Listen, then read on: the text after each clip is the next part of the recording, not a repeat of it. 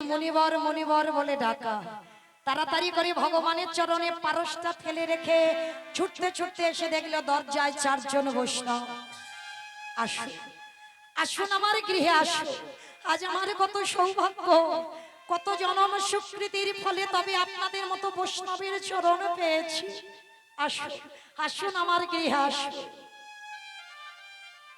মায়েরা চিনতে পারলো না, ধরতে পারলো না। কারণ মনে রাখতে হবে বাবা, ভগবান যদি ধরা দেয় তবে তো ধরা পড়বে, আর ভগবান যদি জীবনে ধরা না দেয় এ জীবনে কোনোদিন ভগবানকে ধরা যায় না। যেই না ভগবান এসে সন্দীপনী মনির দরজায় আঁচল পেতেছে, মনিবা কিছু খেতে দিতে পারবে? আর যেই না খাবারটা চেয়েছে বাবা, তাড়াতাড়ি করে সন্দীপনী মনি বসার জায়গা দিয়ে বলছে আসুন আসুন আপনি বসুন, আমি দেখছি আপনার জন্য কি ব্যবস্থা করা যায়। হায় রে, যার একটা ইচ্ছাতে জগৎ লয় প্রলয় হয়ে যায়, যে মনে করলে যার বাড়িতে যাবে সে তাকে খেতে দেবে। তবে মায়েরা মনে রাখবেন বাবা, ভগবান কোনোদিন বড় লোকেদের হয় না, ভগবান সব সময় হয় কাঙালদের, গরিবদের। কারণ গরিব থাকলে তুমি ভগবানকে ভালোবাসতে জানবে, আর যেই আমার ভগবান তোমাকে একটু ধনী করে দেবে, যেই ভগবান তোমাকে একতলা দুতলা তিনতলা চারতলা তৈরি করে দেবে, আর কে ভগবানের ধার ধারে। কিন্তু বাবা এইটা মনে রাখবে, দিয়ে ধন বুঝে মন ভরে নিতে কতক্ষণ। আজকের যদি তুমি রাজরানী হইও, ধন ঐশ্বর্য পেও, যদি তুমি তার কথা ভুলে না যাও, এই জগতে জানবে তুমি একমাত্র হতে পেরেছো ভক্ত। তো আজকে সন্দীপনী মনি কেমন ভক্ত দেখে, চারজন বৈষ্ণবের চরণ যুগল ধৌত করে বসার জায়গা দিয়েছে। আর জানে বাবা ঘরেতে যা চাল ডাল আছে ওইটুকু রন্ধন করে অতিথি সেবা হয়ে যাবে।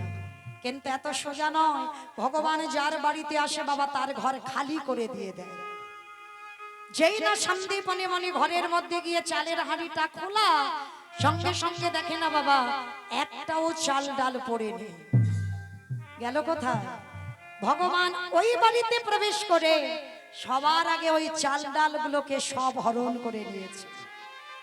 ভক্তকে একবার যাচাই করে দেখতে হবে না ও আমার ভক্ত না ও আমার নকল ভক্ত। আর যখনই ভগবান যাচাই করতে গিয়ে সবকিছু চাল ডাল হরণ করে নিয়েছে, সন্দীপনী মনি দাঁড়িয়ে দাঁড়িয়ে কাঁদছে, দয়াময় আজ আমি কি দিয়ে অতিথি সেবা দেব।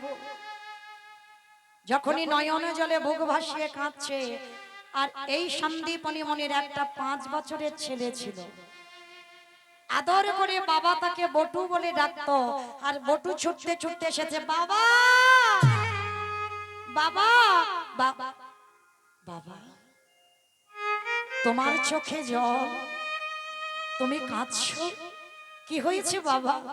খোকা আমার দুয়ারে চারজন বৈষ্ণব এসেছে, আমার দুয়ারে যে কিছু নেই বাবা, বলতে পারিস আমি কি দিয়ে সেবা দেব?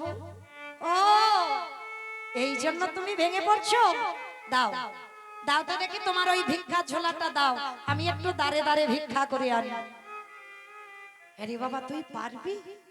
কেন পারবো না বাবা, কেন পারবো না? আজকে তুমি বেঁচে আছো, আজ আমার মা বেঁচে আছে, কিন্তু যেদিন এরা কেউ থাকবে না সেদিন তোমার ভিক্ষা করেই অতিথি সেবা দিতে হবে। তার থেকে যদি আমি আগে থেকে একটু শিখে রাখি তাতে তো অসুবিধা হবে না বাবা। দাও ঝোলাটা দাও, আমি একটু নগর থেকে ভিক্ষা করে আনি। বাবা বলছে, দেখ খোকা তুই কিন্তু দূরে কোথাও যাবি না, কেমন কাছাকাছি ভিক্ষা করেই তুই চলে আসবি। ঠিক আছে বাবা, আমি যাব আর চলে আসবো। বাবা ঠাকুর এরা তো জানে না এদের বাড়িতে যে চারজন বসে আছে সেই হলো এদের আরাধ্য দেবতা। ভগবান মনে মনে চিন্তা করছে, হায় রে ছেলেটা বাবাকে পরীক্ষা করতে এলাম, ও সামনে বাধা হয়ে দাঁড়ালো। তবে এবার তোমার ছেলেটাকে একটু যাচাই করে দেখতে হয়। আর ছেলেটাকে যাচাই করতে গিয়ে বাবা ভগবান নিজের দেহ থেকে একটা বটুর মূর্তি বের করেছে। আর বটুর মূর্তি বের করে আসল বটু যাওয়ার আগে বটু আমার ভগবান বটু সেজে গোটা গ্রাম থেকে ভিক্ষা করে নিয়ে চলে এসেছে। আচ্ছা বলেন তো মাইরা,